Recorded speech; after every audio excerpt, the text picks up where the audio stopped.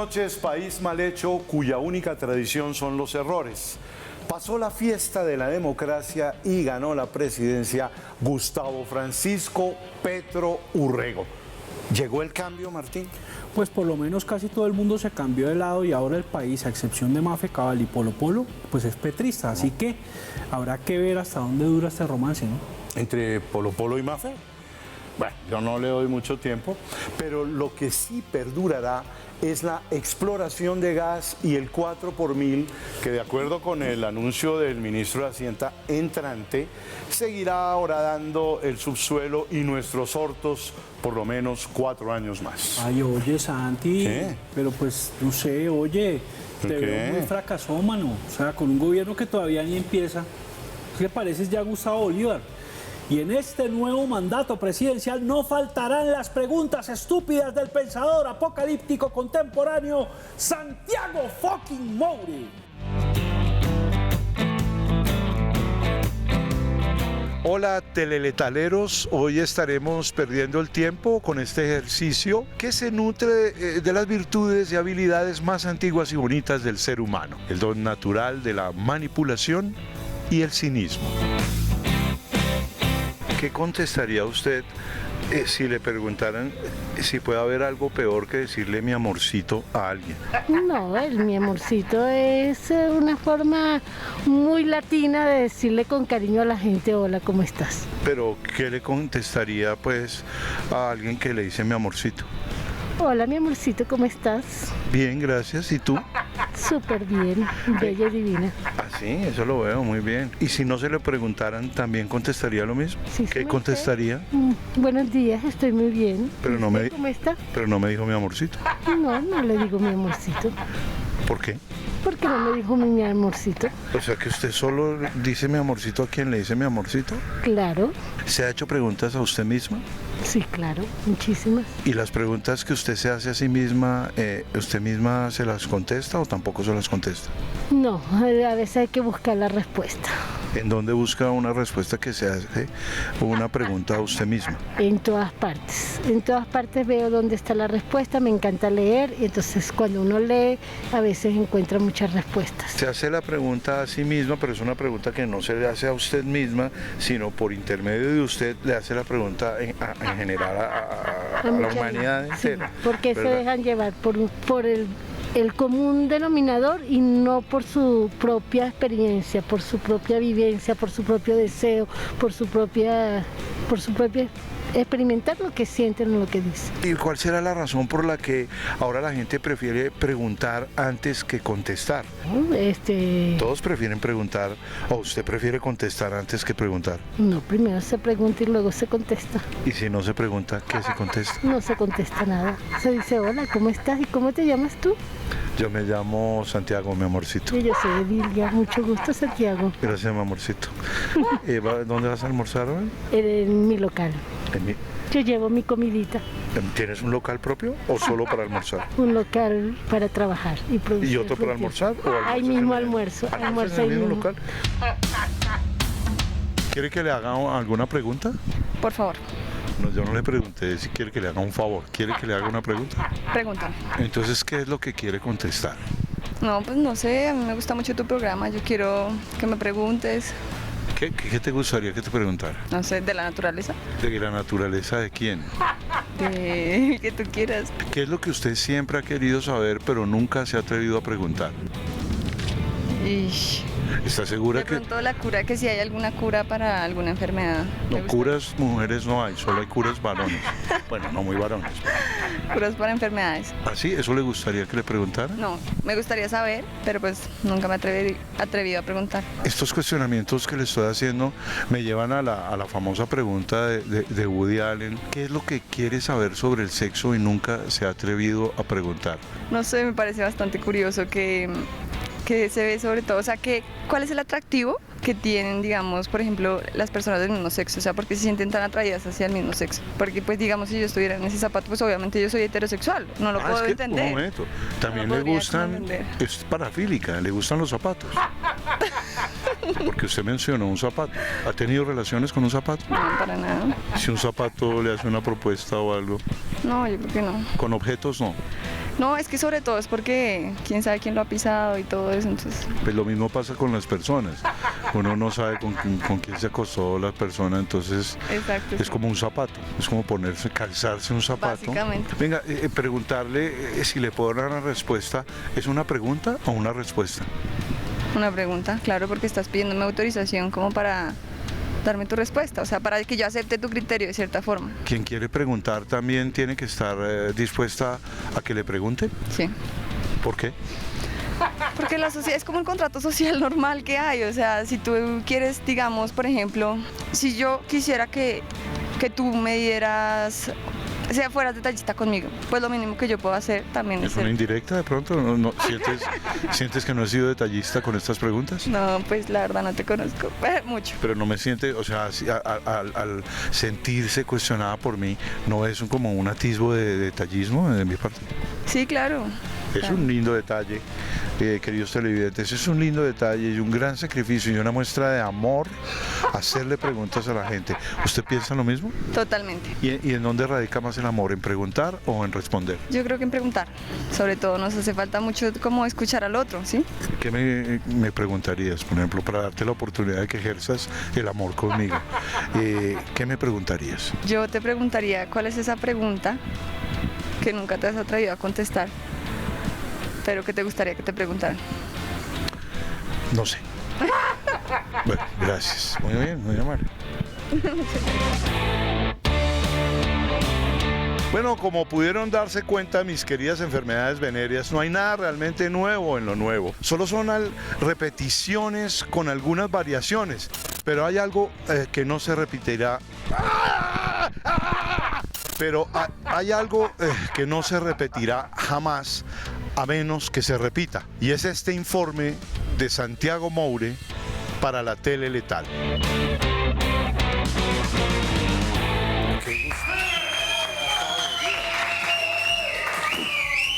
Bueno, lo que viene para ahí con doña Anciana decrépita y las primeras reacciones de esta patria facha ante el triunfo de Gustavo Petro. La incontenible verborrea de Martín de Francisco en un informe sobre estreñimiento. Y nuestro invitado, el presidente, pues parece que va a ser del nuevo Congreso que se instala el 20 de julio, Roy Barreras. Queremos conocerlos, televidentes de mierda. Déjense ver las jetas en Twitter utilizando el hashtag #LaTeleLetal. Bueno, ya regresamos con este programa del cagadero municipal.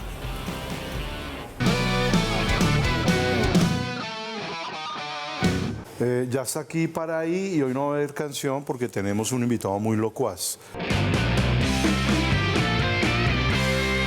Creo, Daniel, que podemos decir Gustavo Petro, está muy cerquita en la inminencia de que es el nuevo presidente Néstor, de los colombianos. ya el canal Caracol sacó la noticia. Para ahí, las dos caras de Néstor Morales. La descompuesta que acepta a regañadientes los resultados, que debe ser la misma con la que quedó todo el periodismo comprometido como él, comprometido en atacar con calumnias y noticias falsas al que fue elegido presidente. Y la otra, cuando dicen que fue chiviado por otra emisora, ¿no? Yo no sé con cuál me quedo, pero sabemos que Néstor y otros como él seguirán comprometidos con su periodismo de pozo séptico. No sé qué opinas tú. Ver ese fracaso, ver cómo simplemente es una catástrofe para él, es una hecatombe lo que se le acerca, pensará él, aunque él va a poder seguir ejerciendo su labor de periodista amañado. Doña Anciana, ¿qué opina de este periodista, comillas? Que no es honesto. Porque está cometiendo el No error es tan honesto como Néstor. de el otro presentar Néstor. dos caras. Ajá. Una buena a la buena y otra que está para calumniar y no sé ¿Pero con qué qué fin. pruebas tiene? ¿Tiene pruebas de Néstor Humberto y de Néstor Morales? Son dos personas muy poderosas. Son dos Néstor. Todo el que está arriba se vuelve poderoso, pero deben saber manejar su poder. Bueno, doña Anciana estará Anciana. enfrentando a estas dos personas que son de verdad del poder. No, doña Anciana No, piensa hay que estamos en el noticiero. Pues eso no fue lo que dijeron ustedes, que tenía dos caras. Y es que usted siempre tiene que repetir lo que decimos nosotros, doña Anciana. O sea, Porque como no, que haya no sé autonomía, quién es. libertad de opinión. Mira, yo soy un defensor de gremio. Pero tú eres hombre de radio, si eres colega de él. Yo defiendo a mi gremio. Con mi gremio nadie se mete. Yo defiendo a mi Grey, que son los de dos caras. Por eso está muy Yo soy mal. un hombre de Debe ser medios. sincero. Yo soy un hombre de medios hace 30 años. Multimedio. Muchos, Tiene Mucho- 50 y pico. muchos no me lo reconocen. No. Así que yo exijo respeto para la gente de mis medios, de mi gremio. Me parece oportuno Ah, sí, lo que pero estás usted- diciendo, porque es injusto lo que están haciendo con este periodismo nacional. Yo he aprendido mucho. Doña Anciana, Debo reconocerlo. mira, la gente merece respeto. Ojalá tener un día a Néstor acá frente a todos Y nosotros. que le diga eso. Pues usted sí me merece respeto, pero el que tiene dos caras es el... El presidente electo, Gustavo Petro, nos llamó martes 2 de la tarde en Bogotá, en un edificio que era un apartahotel. ¿Qué pasó ahí? Nosotros llegamos primero y nos sentamos a esperar. Y Gustavo Petro llegó en segundo lugar. Y apenas me vio, me pidió que me levantara, que quería darme un abrazo con el fin de decirme, perdóneme todo lo que lo lastimé. Para ahí de lo que se perdieron por no votar por Rodolfo, ¿no? Gracias a la buena fortuna, Rodolfo nos aclara que Petro es el presidente electo, primero, que lo citó un martes, óigase bien, a las 2 de la tarde, en una residencia. Seguramente para que Rodolfo se sintiera como si estuviera en un yate con unas amigas. ¿Y qué pasó, Martín? ¿Qué pasó, doña Anciana? Llegaron primero y se sentaron a esperar. Petro, óigase bien, Petro llegó después y le pidió que se levantara, señoras y señores. Ante lo cual, cuando le dijeron que se levantara, pues tuvieron que detener al ingeniero porque quería cachetearse a sí mismo. Una vez controlado, le pidió, óigase bien, le pidió perdón, Petro, por lastimar a Rodolfo. Y Rodolfo estuvo a punto de deshuevarlo o de meterle su tiro. No dijo nada de lo que hablaron en la, Es un en estadista. la conferencia. Sí, ahí quedó demostrado. Que llegaron era un séptimo piso. Eso se me olvidó. Llegaron y había 3 sofás Ajá. y una mesa. Sí. No habían servido tinto. Ay, hijo de madre. De pronto las paredes eran blancas. Había, pronto, Y él estuvo esperando 6, 7 minutos o tal vez 10. No sé. En todo caso, él estuvo ahí, llegó puntual. sí. Petro llegó después. Pero ¿y qué pasó? Entonces, se sentó a esperar. Se sentó a esperar. De pronto llegó un agente. ¿Y quién venía atrás? Gustavo Petro. Llega. Alguien tocó. Abrieron. No había. Pero eran Petro. equivocados y era otra. Llegaron unos tintos. Un café con leche. ¿A quién le gusta la leche entera? No. De pronto, le avisaron por el citófono que había llegado alguien. ¿Quién? No, que ahí se había llegado Gustavo Petro. Uy, menos mal Rodolfo estaba ahí, hermano. No. Llegó Petro, se saludó. Ajá. Primero hubo pues ahí una conversación con sus asesores. Ajá. Y de pronto Petro le pidió que se levantara. Ajá. Y él se levantó, porque él no se le para a nadie. Él no está para parársele a nadie. Le levantó a Petro. Él siempre saluda sentado. Por la próstata de eso. ¿No? Por el ano. Y, Saluda por el ano. y entonces, Petro le dijo, perdón por toda la cantidad de insultos y todo lo que se dieron, y se dieron un abrazo. Doña Anciana, ¿algo más que agregar? No, pues. Muchas gracias. Veamos el Que se me siguiente fue video. la paloma. Y no se vaya nadie del país, trabajemos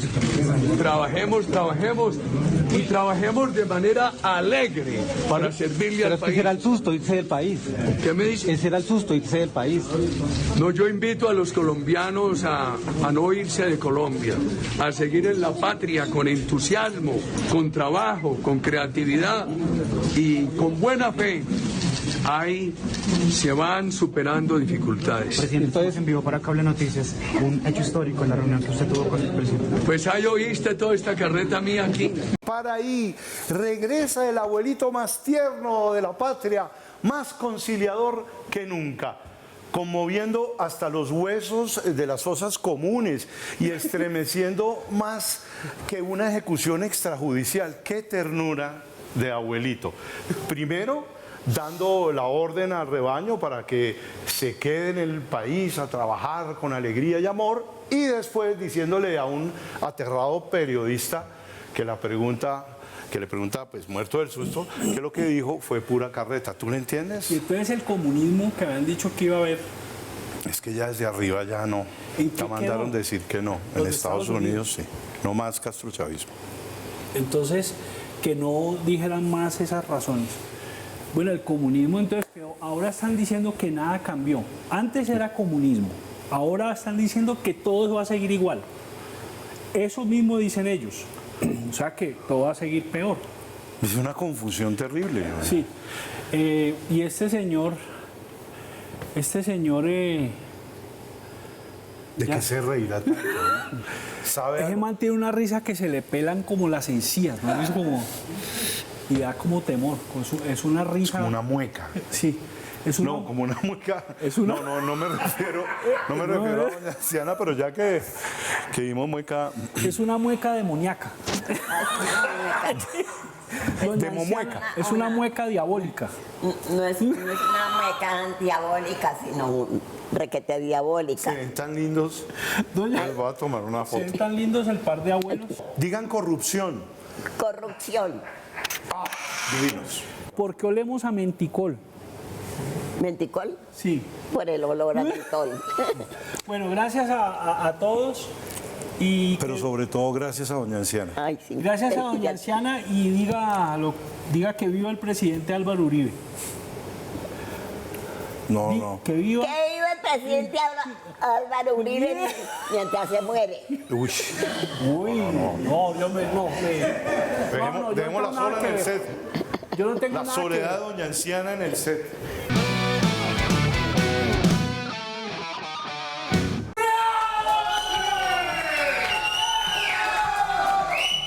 Martín, yo no puedo creer que en 160 programas nunca hubieras hecho un informe sobre estreñimiento. Yo creo que ya el país está preparado para eso, ¿no? ¿Cuándo lo vas a hacer? No, pues yo tampoco puedo creer que no lo haya hecho, pero fíjate que no, Santi, mira que es cierto, yo había cubierto todo tipo de temas relacionados con el ano y con la mierda, pero pues me hacía falta hacer un informe sobre la ausencia de mierda para este programa de IDEM. Ajá. ¿Me entendés? Bueno, no se hable más ni se defeque menos. Veamos.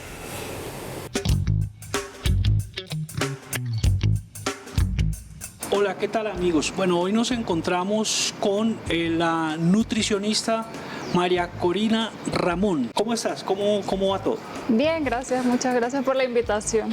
¿Tú has visto este programa? Sí, algunos temas. ¿Te parece que es un programa de mierda? Que eso es lo que nos han dicho. No, puede tener su ciencia oculta en cada tema que hablan y según el invitado que tengan. Qué bonitas palabras, de verdad. Eso nos da impulso para continuar, porque la gente siente, no sé, repulsión por este programa, porque es considerado la alcantarilla de la televisión colombiana. Bueno, está la directora de comunicaciones de... Qué honor que nos hayan permitido estar acá, ¿verdad?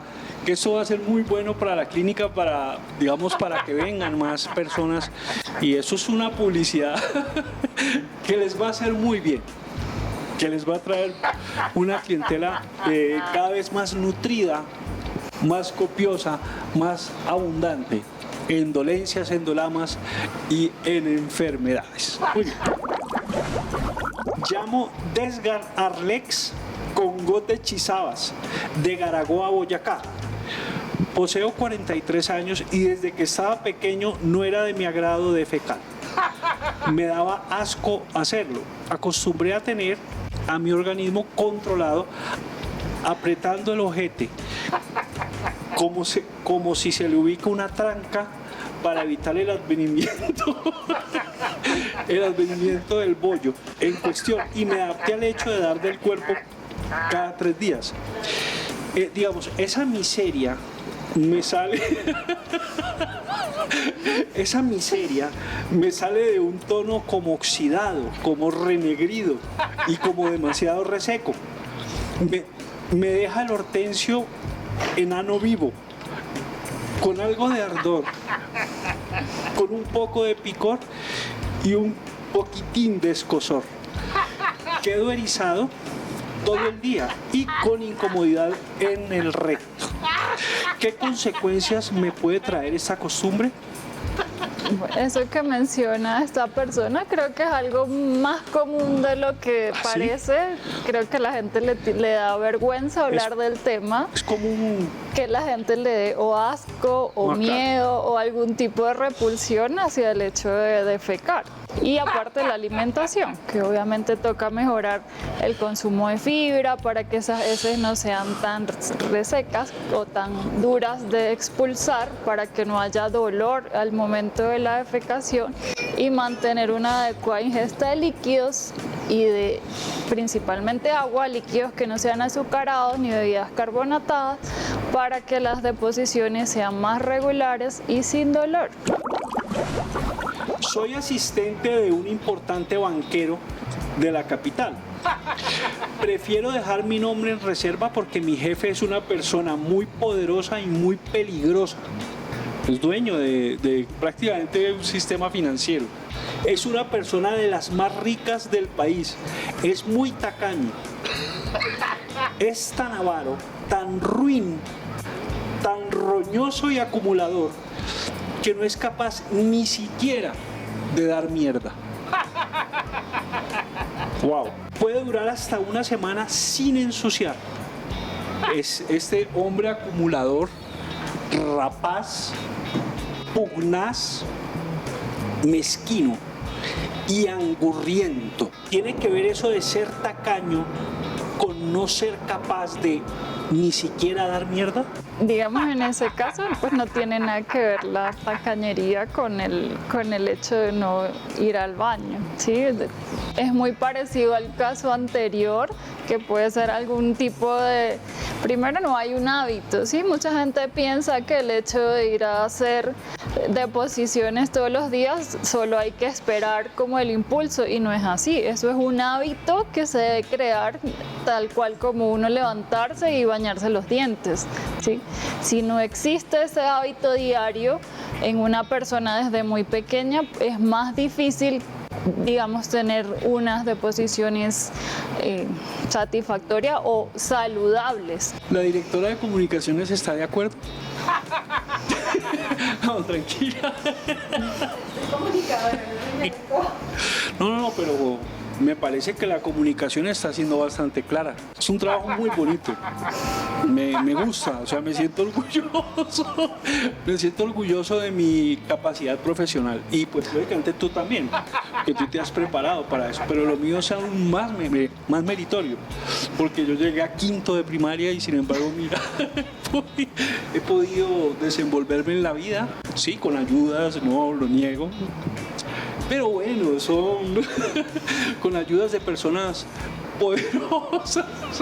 Y acá estoy presentándoles un programa de televisión sin tener ningún derecho a hacerlo, sin tener ningún respaldo, ningún dossier, ningún archivo en mis anaqueles cognitivos, de conocimiento, de preparación.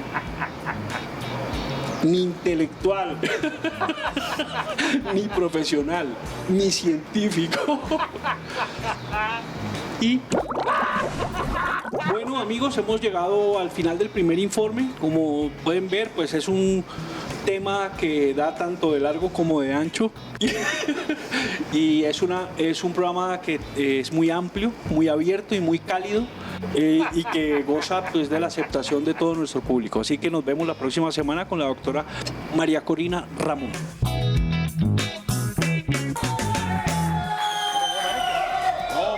Porque lo que viene, nuestro invitado, el presidente del Congreso, que se instalará este 20 de julio, Roy Leonardo Barreras. Que repite porque estuvo con nosotros ya en 2018. Ya regresamos con este mosquero.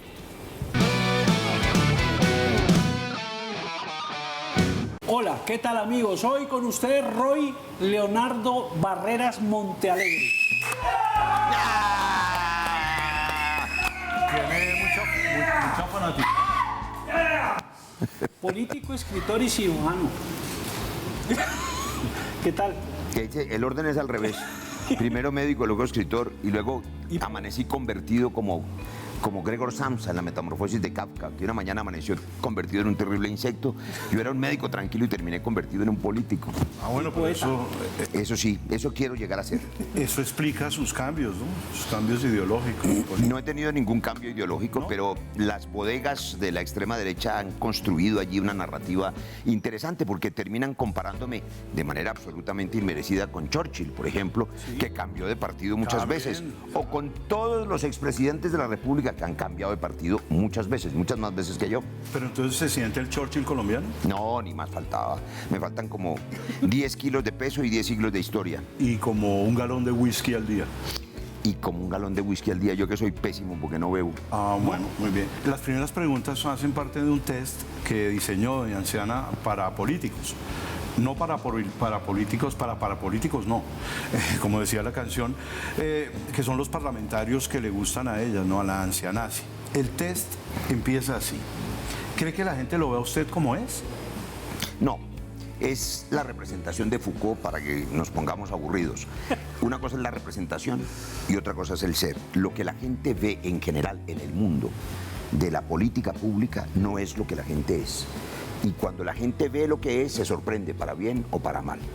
O sea, que la gente no vota por el que ve. No, la gente vota por lo que propone un candidato, una candidata, y luego la juzga si cumple o no con las promesas. Pero inclusive la gente no sabe lo que es. A mí tampoco me parece muy importante. Hace unos días un colega de ustedes, más o menos de la misma edad de ustedes, el maestro Yamit Amat, ¿y usted de qué se ríe? El maestro de todos. No, sí. Se le ocurrió contar que yo era un hijo y nieto de campesinos, que mi madre era una niña huérfana, que mi abuelo estaba enterrado en una vereda que se llama El Palo, en Caloto, era un campesino liberal que lo mataron en la violencia, que ella era desplazada, que yo soy hijo de madre soltera, que me crió con una máquina de coser y que fui taxista en Bogotá. Esa historia es la historia de 9 millones de desplazados, me parece normal, pero la gente no lo sabe. Y cuando el maestro Yamid la cuenta, pues hay gente que le pareció sorprenderse. Pero esa es mi historia realmente y ese es mi compromiso con las víctimas. Bueno, como pueden ver, es todo un parlamentario. Pero, entonces, ¿cómo le gustaría que lo vieran? Dice la segunda pregunta. Me gustaría que me vieran como el padre de familia que soy. Tengo unos hijos maravillosos. Acabo de estar escasamente 5 días con ellos, que me tomé de descanso para poder compartir con ellos, particularmente con uno que es músico. Siempre hay un hijo que toma el camino del arte, si no, pues mire aquí. Sí, ¿no? claro. Estamos averiguando qué camino del arte cogió, pero se ve que cogió algún camino. Sí, no hay que preguntarle a Gerardo y qué le pasó, pero bueno. Es el arte de ser el hijo de Gerardo. Usted ha sido uribista, santista y petrista y eso es lo que no le perdonan muchos porque dicen que eso es muy... Pero estás hablando de quién, de Santos, de la Calle, de Vargas Lleras, no. Porque todos ellos fueron eso, sí, que usted está diciendo, de Néstor Humberto Martínez, sí, que eso es muy oportunista. De Antonio José Ocampo, de Cecilia, de todos los políticos que han pasado a lo largo de la historia por todos los gobiernos, porque le quiero decir, yo no he estado en ningún gobierno, no he sido funcionario de ningún gobierno me ha nombrado de nada, afortunadamente. He llegado por elección popular a trabajar en la paz desde hace 14 años y, por supuesto, estoy aquí orgulloso de haber acompañado desde hace 14 años el legado de paz de Juan Manuel Santos y hoy yo estoy acompañando las reformas del presidente Petro. Yo no soy, nunca fui petrista, no voy a arrogarme lo que no soy. Yo no soy de izquierda, yo soy un hombre liberal y soy santista y sigo siendo lo mismo desde hace 14 años. ¿Cuáles son las principales reformas que se van a impulsar por parte del gobierno de Petro en el Congreso? Lo principal. Bueno, yo creo que ha sido claro que el pueblo colombiano exige cosas. Exige una lucha contra el hambre y la inequidad inmediatamente. Inmediatamente digo en los primeros meses. Eso significa recursos y por tanto reforma tributaria para poder hacer equidad social. El punto 1 del acuerdo de paz que tuve el honor de firmar hace ya 6 años es la reforma rural integral. Hace unas horas o días el presidente electo enfatizó de nuevo la reforma rural, la reforma agraria. Nombró una experta en ese asunto, que es Cecilia López. Sí. Y esa reforma agraria es la que dignifica al campesino colombiano y le da a todas las familias colombianas la posibilidad de alimentos que puedan comprar y no importar a precios impagables. De manera que tenemos reforma tributaria, reforma agraria, la reforma política para arrancar de raíz el régimen clientelar. Espero que salga adelante para que sea una regla universal la coherencia política, la lista cerrada y se acabe el sistema de compra y venta de votos. Pero también el pueblo colombiano ha mandado una reforma a la salud, una reforma a la educación, una reforma a la policía con la creación de un Ministerio de Seguridad y Convivencia, una reforma social muy profunda que el presidente Petro ha propuesto, que es la creación de un Ministerio de la Igualdad, en el que tendrá una injerencia muy importante y una función muy comprometida la vicepresidenta Francia Márquez, que ella misma es un símbolo de que sí se puede desde la base popular, desde los nadies. A mí me emociona mucho esa historia, no porque sea rara ni extraordinaria, porque pues, es mi historia de origen campesino. Esas son las reformas, digamos, legislativas. Y pues vamos a proponer otras. Por ejemplo, que los presentadores de televisión se corten el pelo, que los programas sean serios, pero que no abusen. Sí, pero eso lo podemos dejar después. Hay que decirle a la ministra de Cultura, esa belleza de ministra de Cultura que es Patricia. Gran amiga de este caso. No quiero que prohíban el blower. Bueno, cuando se presenten las el blower o el blower, iba a decir otra cosa.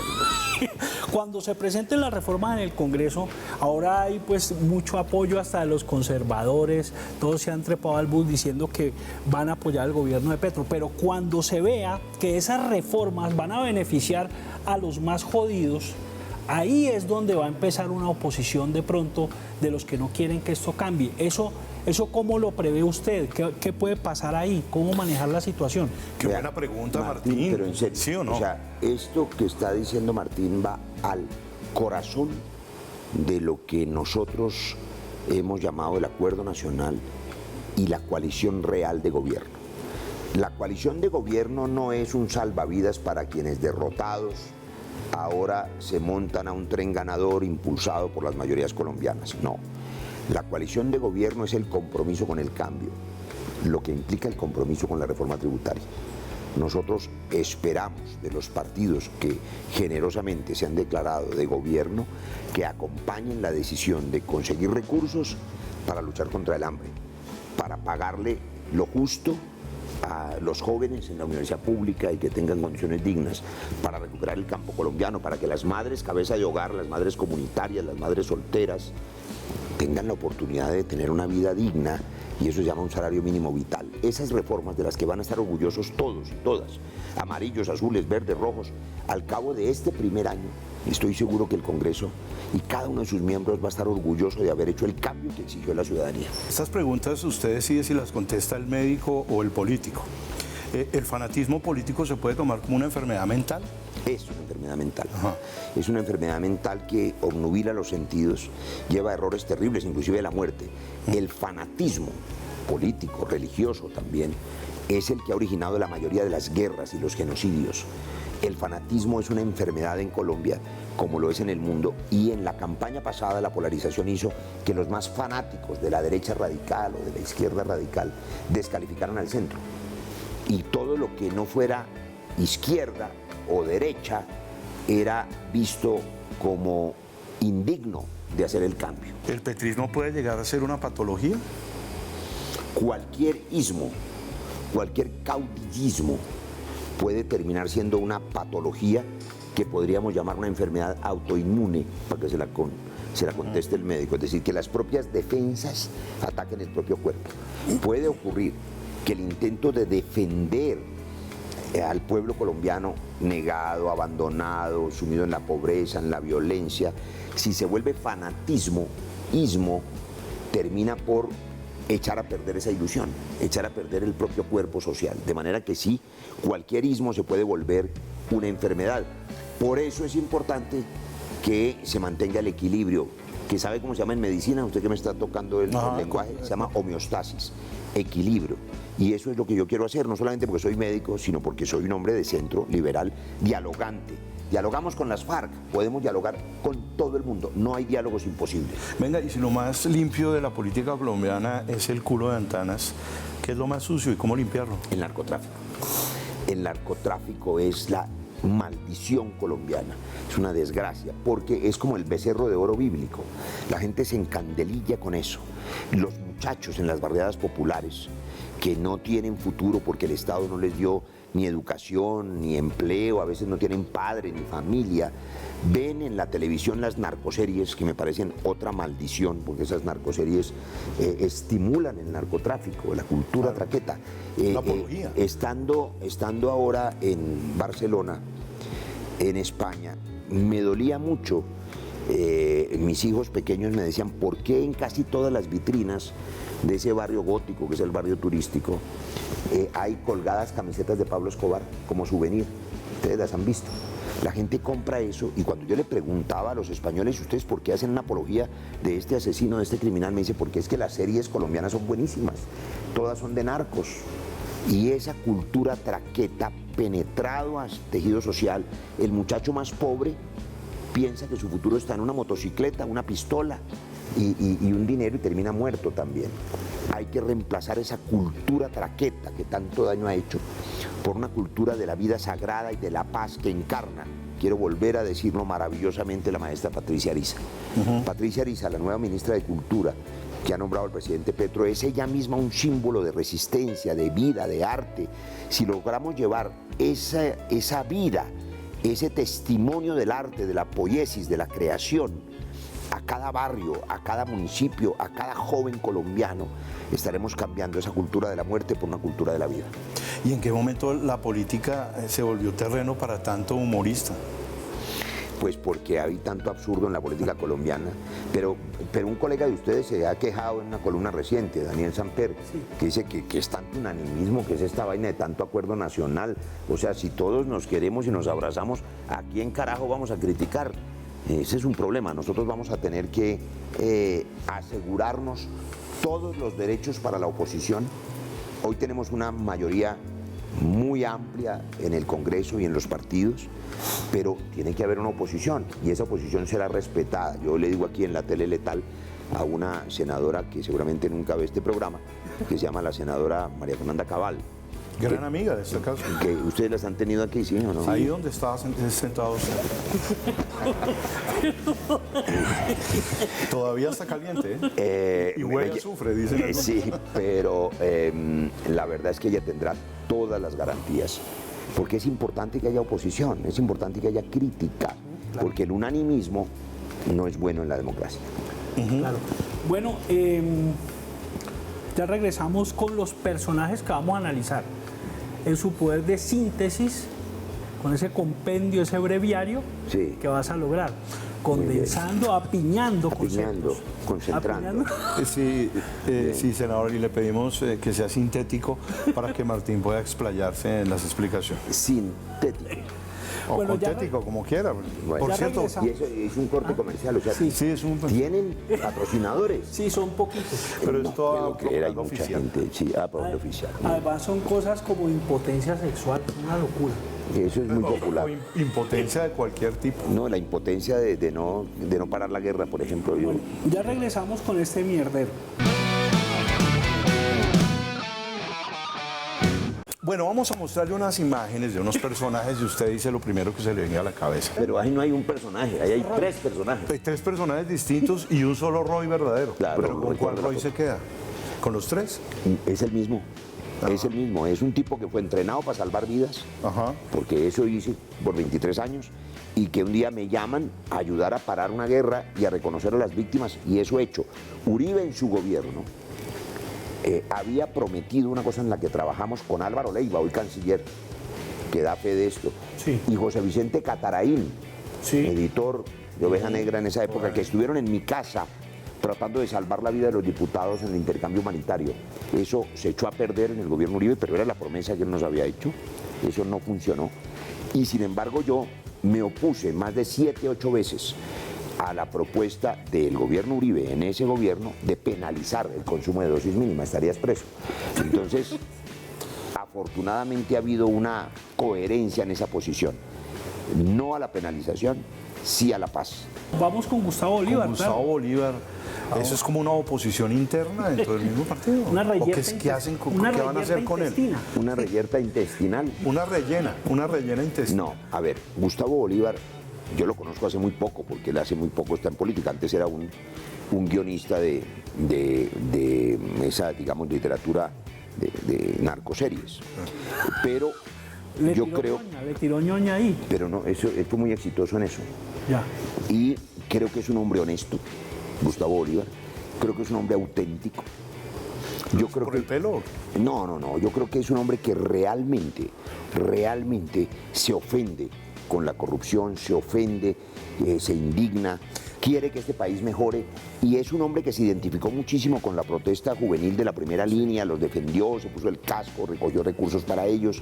Yo creo que es un hombre auténtico. Su posición hoy me parece muy valiosa. ¿Por qué? Porque se necesita, él mismo lo ha dicho, una especie de guardián de la casa. Mi tarea es construir la casa de la igualdad, la casa de la equidad, la casa del acuerdo nacional en el Congreso. Pero esa casa hay que cuidarla. Y él es un buen guardián de la promesa de Gustavo Petro. De manera que a mí me parece muy importante su presencia en el Congreso de la República y su voz, y lo valoro muchísimo. Veamos al siguiente personaje que va a jugar un papel importante, Iván Velázquez. Iván Velázquez. Este es un hombre muy valiente. Yo no lo conozco personalmente, pero su vida la ha dedicado a la lucha contra la corrupción. No sé qué decidirá el presidente electo, pero yo creo que ahí hay una gran oportunidad para recuperar un cargo que se desperdició, que se desnaturalizó, que terminó sirviendo para nada, que era el zar anticorrupción. La idea original del zar anticorrupción era un personaje que desde el gobierno alertara, previniera y además investigara los casos de corrupción al interior inclusive de los propios gobiernos. Y yo creo que nadie mejor capacitado para eso que Iván Velázquez.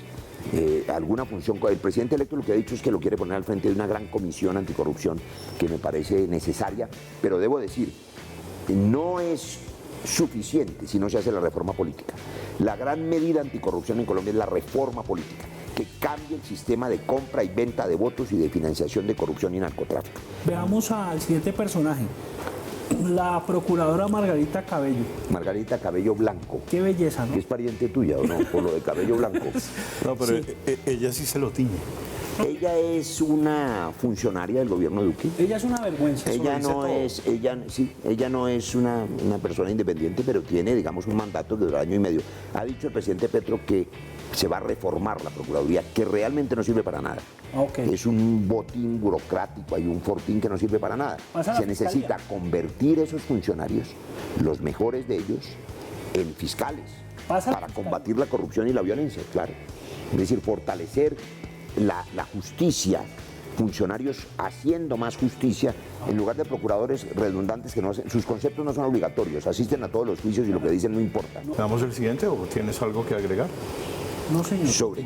No. María Fernanda Cabal. ¿Y la prefiere en la oposición o de copartidaria? Nunca ha sido mi copartidaria, jamás ha sido mi copartidaria. No. Nunca. Bueno. ¿Pero ¿le hubiera gustado? No. Yo he sido su contradictor todo el tiempo. ¿Da miedo? Y no, a mí me divierte mucho. Es una digamos, es la concentración de las ideas de la extrema derecha, de Bolsonaro, el presidente de Hungría, grandes pensadores de la derecha. Ellos de Duterte en Filipinas. Ella inclusive viene con los hijos de Bolsonaro, se toma fotos con ellos, de Vox. la extrema derecha española. Gran admiradora de Pinochet. Entonces se necesita ese referente. Rafael Leonidas Trujillo. Para poder apreciar el sol hay que conocer la oscuridad. Es cierto. Entonces, bienvenida la oposición de la senadora Cabal. Bueno, vamos con una persona que se ha robado el corazón de Colombia. Mírenlo. ¿Cuál de los dos? Están Duque y su amigo, el Ñeñe. Ahora decíamos que la peor maldición de Colombia es el narcotráfico. Sí. Cuando el narcotráfico penetra el tejido social, destruye la cultura, pero además penetra las instituciones y penetra el Congreso, las campañas presidenciales, como en este caso, pues se desvirtúa el Estado. Entonces el ciudadano que ve ese tipo de fotografías, ese tipo de fiestas, de farras, ¿no?, con narcos, pues lo que dice es: yo no respeto ese gobierno, claro, yo no respeto ese senador, yo no respeto ese general. O yo quiero ser como él. O quiero volverme un corrupto como ese general o como ese gobernador o como ese senador. Eso es perder la credibilidad, la legitimidad del Estado. Una gran tarea del gobierno Petro será recuperar la legitimidad de las instituciones, y eso solo se hace respetando el mandato popular, y el mandato de los jóvenes en la calle, de las mujeres colombianas, es el cambio real. Si no hacemos el cambio, estamos irrespetando el mandato popular. Es la cereza. Son dos cerezas. Usted decide cuál es la cereza y cuál es el pastel. Bueno, está Uribe, Petro y un helicóptero. Esa fotografía no la esperaban los arúspices y los profetas de la desgracia, que mintieron en la campaña hasta que se saciaron diciendo que el gobierno de Petro iba a llegar a vengarse, a incendiar el país, a perseguirlos a todos, a perseguir a Uribe. Y Petro los sorprendió desde el primer día del triunfo. Acuerdo nacional, mano tendida, diálogo permanente, y lo volvió verdad. A los pocos días estaba sentado con sus peores contradictores, diciendo: yo tengo que ser el presidente de la reconciliación, de la paz de todos los colombianos, desde la oposición, porque por supuesto el expresidente Uribe y los 2 millones de colombianos, que hoy son una minoría, antes eran la mayoría, pero son 2 millones los que votan por el Centro Democrático, pues tienen derecho a que se les respete sus garantías de oposición. Y van a ir viendo empresarios, comerciantes, académicos, que este es un gobierno serio, un gobierno responsable, que va a transformar para bien a Colombia sin violentar los derechos de nadie, sin expropiar a nadie, sin perseguir a nadie. ¿Qué irá a pasar con el secretario del Senado? Ese man me vuelve loco, un señor El Hach. Se maneja aterrador, ese man es de Sahagún, Córdoba, una belleza. Bueno, pero eso le puede pasar a cualquiera. ¿No? Es guajiro. No es así. Es guajiro criado en Popayán. Bueno, eso da para otro programa. El secretario, man, es una mamacita brava, ¿yo? Y mamacita quiere decir alguien pues que es pues muy amigo pues de la trapisonda. Eso es una mamacita. Exacto. Ya. Bueno, muy machista ese comentario. Pero muy machista. ¿Sí o no? Sí. Es muy perro ese comentario. Inclusive en la generación de ustedes hay gente que no es machista. Es muy perro ese comentario, pero para eso te tenemos aquí, Martín. Para esos comentarios. Gracias. Muchas gracias, senador. Que estén bien. Gracias y muy amables. Felicitaciones. A todos.